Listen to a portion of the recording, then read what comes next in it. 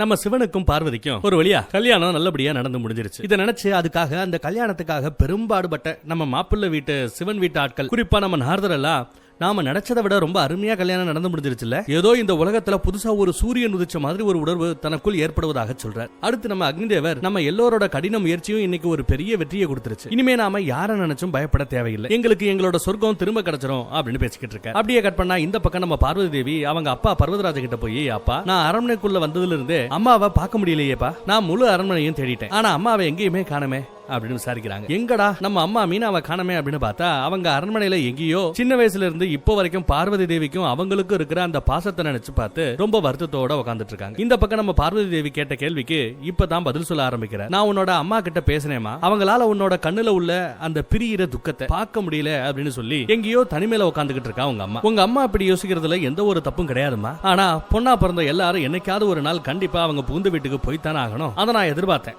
இன்றாவது ஒரு நாள் நீ எங்களை விட்டு போவேன்னு எனக்கு தெரியும், ஆனா அந்த ஒரு நாள்ல இந்த லெவலுக்கு அந்த பிரிவு கஷ்டத்தை கொடுக்கணும்னு நான் நினைச்சு கூட பார்த்தது இல்லமா அப்படின்னு பர்வதராஜன் கூட அழுகிறார். அடுத்து நம்ம கிளவி பார்வதி, நீ ராஜகுமாரியா இந்த மாளிகையில எல்லா வசதிகளோடையும் உன்னோட அம்மா அப்பாவோட அளவில்லாத பாசத்திலையும் வளர்ந்த பொண்ணு, உன்னால கைலாய மாதிரியான ஒரு இடத்துல வாழ முடியுமா அப்படின்னு கேக்குறாங்க. அதுக்கு நம்ம பார்வதி தேவியும் அழுதுகிட்டே, இந்த மாதிரி நீங்க எல்லாரும் என்ன பத்தி கவலைப்பட்டுக்கிட்டே இருந்தீங்கன்னா என்னால என்னைக்குமே சுகமா சந்தோஷமா போற இடத்துல வாழவே முடியாது. கைலாயம் எப்படிப்பட்ட இடமா இருந்தாலும் அது என்னோட புகுந்த வீடு, அங்கதான் நான் இருந்தாகணும். உங்க எல்லார்கிட்ட இருந்தும் நான் கத்துக்கிட்ட நல்ல குணங்களையும் பழக்க வழக்கங்களையும் நான் அந்த இடத்துல போய் இன்னும் பெட்டரா அந்த இடத்தை மாத்துறதுக்கும் நல்லபடியா நானும் என் புருஷனையும் வாழ வைக்கிறதுக்கும் என்னால முடிஞ்ச எல்லாமே செய்வேன். நல்லபடியா என் புருஷ வீட்டு ஆட்களையும் பார்த்துப்பேன். நீங்க எல்லாரும் உங்க கவலையை விட்டுவிட்டு கைலாய மலையில நான் சந்தோஷமா வாழணும்னு எனக்கு ஆசீர்வாதம் கொடுங்க. இப்படியே ஓரமா உட்காந்துட்டு எல்லாரும் மூஞ்சியை தூக்கி வச்சுக்கிட்டு இருந்தா என்ன அர்த்தம் அப்படிங்கிற மாதிரி கேக்குறாங்க. பாட்டிமா, என்னோட ஆசீர்வாதம் எப்பொழுதுமே உன் கூடவே இருக்குமா அப்படின்னு சொல்லி பேத்திய வாழ்த்துறாங்க. ஆனா நம்ம டாடி பர்வதராஜன் மட்டும் ஒண்ணுமே சொல்லாம வருத்தப்பட்டு அழுதுகிட்டே கவலையோட நிக்கிறார். அதை பாக்குற நம்ம பார்வதியும் அழுதுகிட்டே,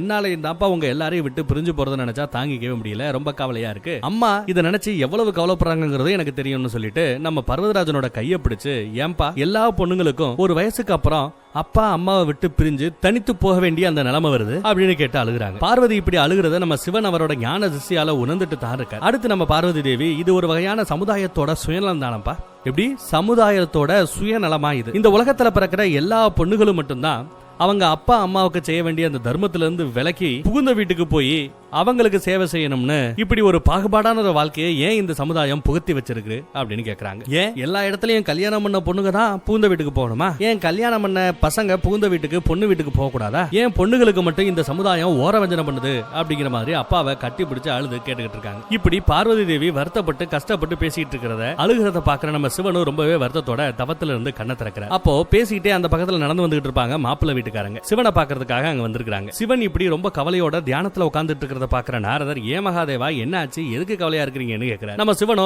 நாரதரே உங்களுக்கு ஞாபகம் இருக்கும், நான் கல்யாண சம்பிரதாயங்களை எல்லாம் செய்யும் போது பார்வதியை நான் சதா காலத்துக்கும் சந்தோஷமா பாத்துக்கிறேன்னு சத்தியம் செஞ்சு கொடுத்திருக்கிறேன். ஆனா இன்னைக்கு அவளோட வேதனைக்கான காரணம் நானாவே மாறிட்டேனே அப்படின்னு நினைக்கும் போதுதான் கவலையா இருக்குங்கிற. இதை கேட்கிற நம்ம நந்தி, ஏன் பிரபு அப்படி சொல்றீங்கன்னு கேக்குறாரு. நம்ம சிவனோ, ஆமா நந்தி, மாதா ரொம்ப கவலையில இருக்காங்க. கல்யாணம் செஞ்சுக்கிட்டதுனால இனிமே அவளுக்கு ரொம்ப பிடிச்ச அவளோட அப்பா அம்மாவை விட்டு தனியா பிரிஞ்சு போறதை நினைச்சு வருத்தப்படுறேன். அந்த வருத்தத்துக்கான காரணம் நான் தானே அவளோட வேதனைக்கான காரணம், அதைத்தான் என்னால தாங்கிக்கவே முடியல அப்படின்னு சொல்றாரு. நாரதரோ, ஆனா மகாதேவா, பரம்பரையா பொண்ணுங்க கல்யாணம் பண்ணி புகுந்த வீட்டுக்கு போறதுதான வழக்கம். கல்யாணம் ஆனதுனால அவங்களோட மிச்ச வாழ்க்கைய புகுந்த வீட்டுல கழிச்சு தானே ஆகணும். ஆண்டவா, என்னதான் ஆதிபரா சக்தியா இருந்தாலும் பார்வதியும் ஒரு பொண்ணு தானே. எல்லா பொண்ணுங்க மாதிரியும் இந்த துக்கத்தை சகிச்சுக்கிட்டு அனுபவிச்சுக்கிட்டு அதை கடந்து வந்து தானே ஆகணும் அப்படிங்கிற. அதை கேட்கிற நம்ம சிவனும், அப்படியெல்லாம் என்னோட டாலிங்க என்னால கஷ்டப்படுத்த முடியாது. அப்போ நான் செஞ்சு கொடுத்த அந்த சத்தியம் எல்லாம் என்ன ஆறுது? என்னோட பார்வதிக்கு வரக்கூடிய எல்லா கஷ்டத்துல இருந்தும் அவளை விடுவிச்சு அவளுக்கு சந்தோஷத்தை கொடுக்கிறது தான் புருஷனா என்னோட தர்மம்னு சொல்றாரு. நாரதரோ, சரி சிவனே, இப்போ மாதா வேதனையில இருக்காங்க, அதுக்கு நாம இப்ப என்ன செய்யணும், என்ன செஞ்சு அவங்கள மறுபடியும் சந்தோஷமா ஹாப்பி ஆக்கணும் அப்படின்னு கேட்கிறார்.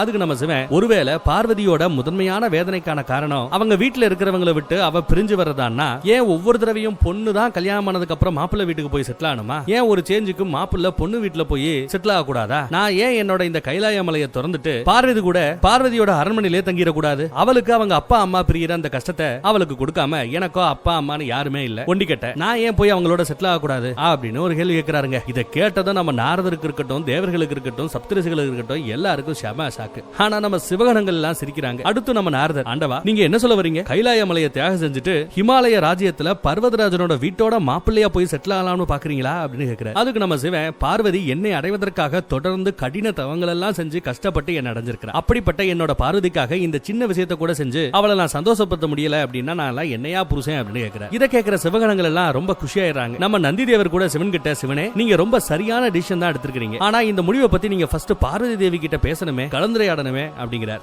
ஆமா நந்தி, மாதா ரொம்ப கவலையில இருக்காங்க. என்னோட இந்த முயற்சியை அவங்களோட கவலையை போக்கி சந்தோஷம் தரதுக்கான வாய்ப்புகளும் உண்டு. உன்னோட அம்மாவோட அந்த சந்தோஷத்துல தான் என்னோட சந்தோஷமும் இருக்குன்னு சொல்ற. சிவகணங்கள் எல்லாம் நம்ம பிரபு ஒரு சூப்பரான முடிவு எடுத்திருக்கிறார். இப்போ நாம நம்ம பிரபு கூட சேர்ந்து இந்த பெரிய மாளிகையில ஆனந்தமா இருக்க போறோம். சாப்பாடை பத்தி இனிமே நம்ம கவலைப்பட வேண்டிய அவசியமே இல்லைன்னு சொல்லி சிரிச்சுக்கிட்டே நின்னுட்டு இருக்கானுங்க. சிவகணங்களை பாக்குற நம்ம சிவன், போங்க போய் எல்லாரும் சந்தோஷமா இருங்கன்னு சொல்ற. சோ அவங்க எல்லாரும் அந்த ரூமை விட்டு வெளியில ஓடுறானுங்க. ஆனா நம்ம சிவனோட இந்த முடிவை பார்த்து தேவர்களும் சப்தரிசிகளும் நாரதர் உட்பட எல்லாரும் வருத்தத்துல இருக்காங்க. ஆனா நம்ம சிவன் பார்வதியோட வேதனைக்கு ஒரு வழி கண்டுபிடிச்சிடலாமே, அவளோட வேதனையை போக்கிடலாமே, ஒரு நல்ல ஐடியா கிடைச்சிருக்கேன்னு சொல்லிட்டு ஒரு ஹாப்பி மூட்ல இருக்கார். இந்த பக்கம் சிவனோட இந்த முடிவை பத்தி எதுவுமே தெரியாத பார்வதி தேவி அவங்க அம்மாவை தேடி தேடி தேடி இப்பதான் ஒரு வழியா அம்மாவை பார்க்க வந்திருக்காங்க. நம்ம மீனாவதி தேவியோ பார்வதி தேவிக்கு கொடுக்கறதுக்காக ஏதோ சீரெல்லாம் ரெடி பண்ணிக்கிட்டு இருக்காங்க. பார்வதி தேவி அவங்க அம்மா கிட்ட போய், ஏமா உங்களுக்கு ஆசை இல்லையா, உங்க பொண்ணு பலகட்ட போராட்டத்துக்கு தவத்துக்கு அப்புறம் அவளோட கனவை நிறைவேற்ற, அவளோட கனவான கைலாய மலைக்கு போறத இன்னைக்கு அவ நிறைவேற்ற போறா, புகுந்த வீட்டுக்கு போக போறா. அப்படி போறவளை பாக்குறதுக்கும் அப்படி போறவளுக்கு ஆசீர்வாதம் பண்றதுக்கும் உங்களுக்கு ஆசையா இல்லையா, என்ன கைலாய மலைக்கு அனுப்பி வைக்க வரமாட்டீங்களா அப்படின்னு கேக்குறாங்க. ஆனா அம்மா இன்னும் வருத்தத்துல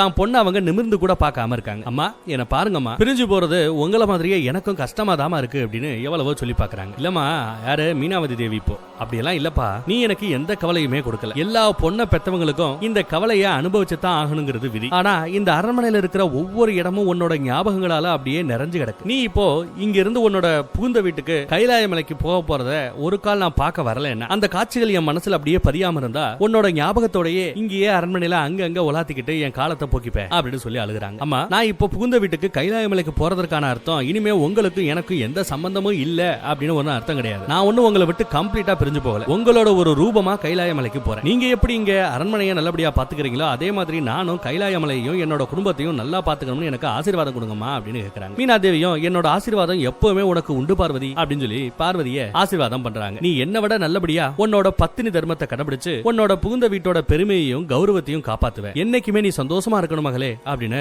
மகளை ஆசீர்வதிச்சு அவளை கட்டி பிடிச்சுக்கிறாங்க. அடுத்து பொண்ணு அம்மா ரெடி பண்ணிக்கிட்டு இருக்கிற அந்த சீர்பெட்டியை பார்த்து, இந்த பெட்டிக்குள்ள என்னமா இருக்குன்னு கேக்குறாங்க. அதுக்கு மீனாவதி தேவி, இருக்கு, நீ கல்யாணமாகி இந்த அரண்மனை விட்டு போகும்போது உன்கிட்ட கொடுக்கறதுக்காக சில பல பொருட்களை நான் ரொம்ப நாளா பத்திரமா பாதுகாத்து வச்சிருந்தேன். அது எல்லாம் தான் இப்ப இந்த பெட்டிக்குள்ள இருக்குன்னு சொல்றாங்க. பார்வதி தேவியும் ஆசையா, நான் இந்த பெட்டிக்குள்ள என்ன இருக்குன்னு பாக்கட்டுமா அப்படின்னு கேக்குறாங்க. ஆனா நம்ம மீனாவதி தேவி, இல்ல இப்ப பார்க்க கூடாது, நேரா வரும்போது பாத்துக்கோ அப்படின்னு சொல்றாங்க. அடுத்து நம்ம மீனாவதி தேவியும் ஒரு அளவுக்கு சமாதானமாகி கண்ணெல்லாம் தொடச்சிட்டு, சரி இனிமே நான் போய் உன்னை புகுந்த வீட்டுக்கு அனுப்புறதுக்கு இன்னும் சில பல வேலைகள் இருக்கு, அதையெல்லாம் பார்த்துட்டு வரேன்னு சொல்றாங்க. பொண்ணும் சரிமா அப்படிங்கிற மாதிரி தலையசைக்க, சோ இவங்க கூட சமாதானம் ஆயிட்டாங்க. யாரு ரொம்ப நேரமா அழுதுகிட்டு இருந்த அம்மா மீனாவதி தேவி கூட இப்போ சமாதானம் ஆயிட்டாங்க. அப்படியே கட் பண்ணா சிவனோட முடிவால ரொம்ப வருத்தத்துல இருக்கிற நம்ம சப்தரிசிகளும் ததீசி முனிவரும் நம்ம நந்தி கிட்ட போய் பேசுறாங்க. என்னப்பா அப்படி ஆயிப்போச்சு அப்படின்னு புலம்பிக்கிட்டு இருக்காங்க. அப்ப பிரகு முனிவர் நந்தி கிட்ட, இப்போ அப்படி என்ன நடந்து போச்சு அப்படின்னு நம்ம சிவன் கைலாய மலையவே தியாகம் செஞ்சுட்டு இங்க அரண்மனையில செட்டில் ஆகணும் முடிவெடுத்திருக்கிறார், அப்படி என்ன ஆயி போச்சு இப்போ அப்படின்னு கேட்கிறார். அதுக்கு நம்ம நந்தி, என்னோட பிரபு ஆண்டவர் ரொம்ப இலகிய மனமுடையவர். அவரால பார்வதி அவங்க அம்மாவை விட்டு அவங்க அம்மா அப்பாவை விட்டு பிரிஞ்சு வரதுனால ஏற்படக்கூடிய அந்த வேதனையை பார்வதியால தாங்க முடியல,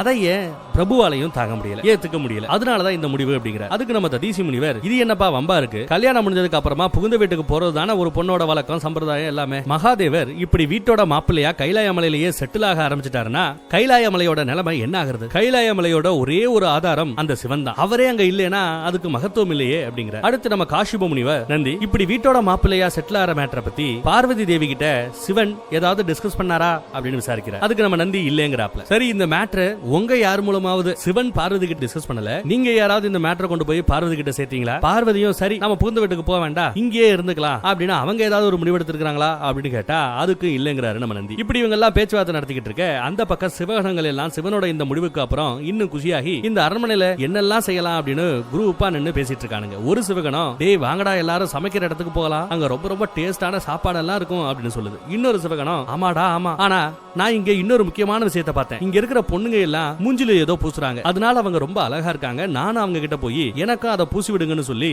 இப்ப இருக்கிறத விட இன்னும் நான் ரொம்ப அழகா மாற போறேன்டா அப்படின்னு சொல்லுது. இதை கேட்டு எல்லாரும் தலைகால் புரியாம குதிச்சுட்டு அந்த இடத்துல இருந்து இவங்க பிளான் பண்ணபடி சாப்பாட்டு பக்கம் போறதுக்கு, மேக்கப் பக்கம் போறதுக்குன்னு அங்கே இங்கேயும் ஓட பார்க்கும் போது, டே எல்லாரும் நிலுங்கடா அப்படின்னு ஒரு குரல். யாரான பார்த்தா நம்ம நந்தி தேவர் தான். சிவகணங்கள் கிட்ட வந்து எல்லாரும் எங்கடா போறீங்க அப்படின்னு கேட்கிறார். அதுக்கு சிவகணங்கள் எல்லாம், நந்தி பிரபு தான் எங்களை எல்லாரையும் சந்தோஷமா இருங்கன்னு சொல்லிட்டாருல, அவரோட உத்தரவை தான் நாங்க இப்ப நிறைவேற்ற போறோம் அப்படின்னு சொல்லி சிரிக்கிறேன். அதுக்கு நம்ம நந்தி, ஞாபகம் வச்சுக்கோங்கடா, நீங்க நினைச்சதெல்லாம் நினைச்சபடி செய்யறதுக்கு இது ஒண்ணு கைலாயமலை கிடையாது, இது பர்வதராஜனோட அரண்மனை. அவருக்கு அவமானம் ஏற்படுற மாதிரி எந்த ஒரு செயலையும் இங்க செய்யக்கூடாது அப்படின்னு அழுத்தம் திருத்தமா சொல்றாரு. அதுக்கு நம்ம சிவகணங்கள், இல்ல நந்தி, நாங்க ஏன் நம்ம ராஜாவுக்கு அவமானம் ஏற்படுத்துற மாதிரி நடந்துக்க போறோம்? நாங்க சும்மா ருசியான சாப்பாடை சாப்பிடறதுக்காகத்தான் சமயக்கட்டு பக்கம் போறோம். இன்னொரு குரூப் மேக்கப் போடுறதுக்கு அந்த பக்கம் போகுது அப்படின்னு எடுத்து சொல்றானுங்க. அடுத்தும் நம்ம நந்தி, டே என்ன வேணாலும் பண்ணுங்க, ஆனா ஒழுங்கா கவனமா நடந்துக்கங்கடா, நான் எங்க இருந்தாலும் உங்க எல்லாரையும் கவனிச்சுக்கிட்டு தான் இருப்பேன், என் பார்வையில இருந்து யாராலையும் தப்ப முடியாது அப்படின்னு எச்சரிச்சுட்டு அங்க இருந்து கிளம்புற. நந்தி தேவர் அங்க இருந்து போனதுமே, டேய் போடா நந்தி அப்படின்னு சொல்லிவிட்டு இவனுக்கு எல்லாரும் பழைய கலவரம் செய்யற மூடுக்கு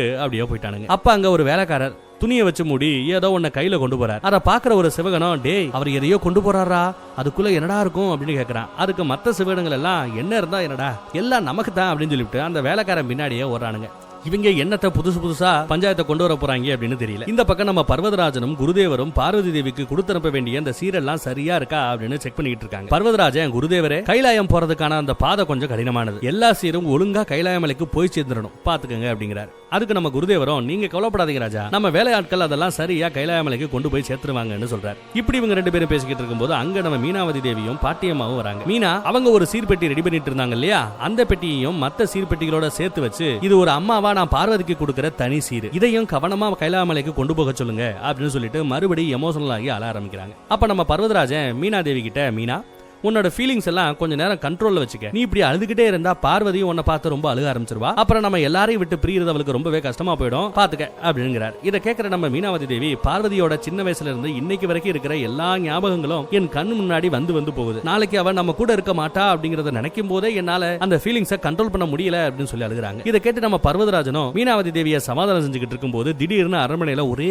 கூச்சமும் கலவரம் நடக்கிற சத்தமா கேக்குது. என்னடான்னு பயந்து போய் நம்ம பர்வதராஜனும் குருதேவரும் என்ன நடக்குதுன்னு பாக்குறதுக்காக கிளம்புறாங்க. அப்ப நம்ம பாட்டிமாவும், நானும் போய் பாக்குறேன் வேணா, நீ இங்கே இரு, சீரை பாத்துக்க அப்படின்னு சொல்லிட்டு கிளவியும் ராஜா கூட போகுது. அங்க போய் யாரா கலவரம் செய்யறதுன்னு பார்த்தா வேற யாரு, நம்ம சிவகணங்கள் தான். அரண்மனையே ஒரு பெரிய கலவர பூமியா மாத்தி ஏதேதோ செஞ்சுக்கிட்டு இருக்காங்க. இவங்க செய்யறதெல்லாம் பார்த்து அரண்மனையில வேலை பாக்குறவங்க எல்லாரும் தெரிச்சு ஓடிக்கிட்டு இருக்காங்க. நம்ம பர்வதராஜன் சிவகணங்கள் எல்லாம் இப்படி நடந்துக்கிறத பார்த்து இவங்க எல்லாருக்கும் என்ன ஆச்சு குருதேவரே அப்படின்னு விசாரிக்கிறார். அப்ப நம்ம குருதேவர், நான் இப்பவே இவங்க எல்லாரையும் பேசாம அமைதியா இருக்க சொல்றேன்னு சிவகணங்களை அமைதிப்படுத்த போறாரு. அப்ப நம்ம பர்வதராஜன், வேண்டாம் குருதேவரே, நீங்க ஒண்ணு செய்யாதீங்க, இவங்க எல்லாரும் நம்ம விருந்தாளிங்க, நாம எதுவும் விருந்தாளிகளை சொல்லக்கூடாது அப்படின்னு சிவகணங்கள் செய்யறத பார்த்து சிரிச்சுக்கிட்டு நிக்கிறார். ஆனா கிளவி மட்டும், என்ன கூட்டண்டா இவங்களே இப்ப என்ன சொல்றது அப்படின்னு தெரியாம முழிக்குது அந்த அம்மா. அப்ப நம்ம நந்தியும் காசிமும் முனிவரும் அங்க வராங்க. நந்தி தேவர் அவரோட குரூப்பை பார்த்து ஆரம்பிச்சுட்டாங்கடா, அடங்க மாட்டேங்கிறாங்களே அப்படின்னு சொல்லிட்டு கோவப்படுறார். பட் நம்ம ராஜா அங்க இருக்கிறதுனால நந்தி ஒண்ணு பேச முடியாம அப்படியே விட்டுறார். அடுத்து நந்தி தேவரும் காசிமும் முனிவரும் நம்ம ராஜாவை பார்த்து வணக்கம் வச்சு பேச ஆரம்பிக்கிறாங்க. அதுக்குள்ள நம்ம ராஜா, இப்படி ரெண்டு பேரும் சேர்ந்து வந்திருக்கிறத பார்த்து எல்லாம் நல்லபடியா தானே நடந்துகிட்டு இருக்கு, ஏதாவது ப்ராப்ளமா அப்படின்னு கேட்கிறார். அதுக்கு நம்ம காசிமும் முனிவர், எல்லாமே நலம்தான் ராஜா, நான் உங்ககிட்ட ஒரு முக்கியமான விஷயத்தை பத்தி சொல்றதுக்காக தான் வந்தேன். சிவன் கைலாயத்தை திறந்து உங்களோட அரண்மனையிலேயே உங்க வீட்டோட மாப்பிள்ளையா செட்டில் ஆகலாம்னு முடிவு பண்ணிட்டா. சிவனோட சேர்ந்து இந்த சிவகணங்களும் இங்க தான் செட்டில் ஆக போறாங்களா. அந்த மேட்டரை கேள்விப்பட்டதுமே தலைகால புரியாம இவங்க ஆடிக்கிட்டு இருக்கானுங்கன்னு எடுத்து சொல்றாரு. பர்வதராஜனுக்கு இதை கேட்டு பயங்கர ஷாக், அப்படியே ஷாக் ஆகி போய் நிக்கிறாரு. அப்ப நம்ம காசிப முனி அதை பார்த்துட்டு, என்ன ராஜா, சிவனோட இந்த முடிவு உங்களுக்கு சந்தோஷத்தை கொடுக்கலையா அப்படின்னு கேட்கிறார். சே, அப்படியெல்லாம் ஒண்ணும் இல்ல முனிவரே, நான் ரொம்ப சந்தோஷமா இருக்கேன். இந்த முடிவினால பார்வதி எங்க கூடயே இருப்பா. அந்த வகையில சிவன் இங்கேயே வீட்டோட மாப்பிள்ளையா இருக்கிறதுல எனக்கு முழு திருப்தி, சந்தோஷம் தான். ஆனா முனிவரே, மகாதேவர் ஏன் இப்படி வீட்டோட மாப்பிள்ளையா இருக்கணும்னு முடிவெடுத்தார்? இங்க இருக்கிறது அவருக்கு தான் கொஞ்சம் கஷ்டமா இருக்குமே அப்படின்னு கேட்கிறார். இதை கேட்டு நம்ம காசிப முனி என்ன சொல்லணும் தெரியாம முழிக்க, நம்ம நந்தி தேவர், எங்களை மன்னிச்சிடுங்க ராஜா, சிவன் ஏன் இந்த முடிவெடுத்தார், அந்த முடிவுக்கான காரணம் என்னங்கறத பத்தி எல்லாம் எங்களுக்கு தெரியாது. ஆனா இது எங்களோட பிரபு, அந்த சிவனோட தீர்க்கமான முடிவு. அந்த முடிவை ஆணையா ஏத்துட்டு அவர் என்ன சொன்னாலும் அதை ஃபாலோ பண்ண மட்டும்தான் எங்களுக்கு தெரியும் அப்படின்றாரு நந்தி. நம்ம பர்வதராஜனும் சரின்னு சொல்லிட அவங்க எல்லாரும் அங்க இருந்து கிளம்பிடுறாங்க. நந்தியும் காசிமுனிவரும் அங்க இருந்து கிளம்பினதுக்கு அப்புறம் இதையெல்லாம் கேட்ட நம்ம கிளவி பயங்கர கோபத்துல கத்த ஆரம்பிக்கிறார். என்னால் அந்த சிவனோட இந்த முடிவை ஏத்துக்கவே முடியாது, இது கல்யாண சம்பிரதாயங்கள் அத்தனைக்கும் எதிரானது. அது மட்டுமா, பார்வதி ஒரு கால் புகுந்த வீட்டுக்கு போகலனா இந்த கலவரம் செய்யற காட்டு பசங்களோட கூட்டம் இங்கே இருந்து இந்த அரண்மனைவே நாரடிச்சிருவானுங்க. அது மட்டுமா, இந்த உலகம் நம்மள ஏசாது, வீட்டோட மாப்பிள்ளையா அந்த சிவனையே கூட்டு வந்து உட்கார வச்சிருக்கீங்களே, இது உங்களுக்கே அடுக்குமா அப்படின்னு நம்மள பார்த்து கேட்க மாட்டானுங்க. என்னால இதெல்லாம் ஏத்துக்கவே முடியாது. பார்வதி நிச்சயமா புகுந்த வீட்டுக்கு போயே ஆகணும் அப்படின்னு கத்துறாங்க. கிளவி இப்படி கத்துறதை கேட்டுட்டு நம்ம பர்வதராஜன் உங்களை கையெடுத்து கும்பிட்டு கேட்கிறேன், எல்லாரும் நம்மள சுத்தி இருக்காங்க, தயவு செய்து அமைதியா இருங்கன்னு சொல்றாரு. இந்த சிவகணங்கள் செய்யற கலவரத்தையும் நடக்கிற எதையுமே பார்க்க முடியாத அந்த கிளவி அங்க இருந்து போங்கடாங்கிற மாதிரி கிளம்பிடுது. பர்வதராஜன் இப்ப என்ன செய்யறதுன்னு தெரியாம முழிச்சுக்கிட்டு இருக்கேன். கிளவி இப்படி படுத்துக்கிட்டு இருக்கே, தானா வந்து வழிய வந்து வீட்டோட மாப்பிள்ளையா இருக்கிறேன் அப்படின்னு சொல்ற ஒரு தெய்வத்தை நீங்க இங்க இருக்க கூடாது அப்படின்னு கிளவி சொல்லுது. இதை நம்ம எப்படி ஃபேஸ் பண்ண போறோம்னு தெரியாம மனுஷன் அப்படியே படாத பாடுபட்டுக்கிட்டு இருக்க. மனுஷன் எப்படி திடீர்னு பொண்ணுங்க தான் கல்யாணத்துக்கு அப்புறம் புகுந்து வீட்டுக்கு போகணுமா? ஏன் ஒரு சேஞ்சுக்கு ஆம்பளை பசங்க கல்யாணம் முடிஞ்சதுக்கு அப்புறம் பொண்ணு வீட்டுல போய் வீட்டோட மாப்பிள்ளையா செட்டில் ஆறதுல என்ன தப்பு அப்படின்னு கேட்டதோட மட்டும் இல்லாம சும்மா தேரிய மட்டும் பேசிட்டு சும்மா அட்வைஸ் மட்டும் ஊருக்கு சொல்லிவிட்டு அப்படியே அந்த மனுஷன் போகல. மாறுதலா அந்த முடிவெடுத்து இங்கேயே வீட்டோட மாப்பிள்ளையா செட்டில் ஆறதுன்ற ரேஞ்சுக்கு அதுவும் ஒரு தெய்வம் போய் நிக்குது. இப்படி நம்ம சிவன் ஒரு முடிவெடுப்பார் அப்படின்னு நாம யாரும் கனவுல கூட நினைச்சிருக்க மாட்டோம். ஆனா பைபிள்ல முடிவெடுத்து நிக்கிற. அடுத்து என்ன ஆகும் அப்படிங்கறத நெக்ஸ்ட் எபிசோட்ல பாப்போம். சிவனோட இந்த வீட்டோட மாப்பிள்ளை முடிவு சரியா? உங்களோட பாயிண்ட் ஆஃப் வியூல என்னங்கறத மறக்காம கமெண்ட்ல சொல்லுங்க.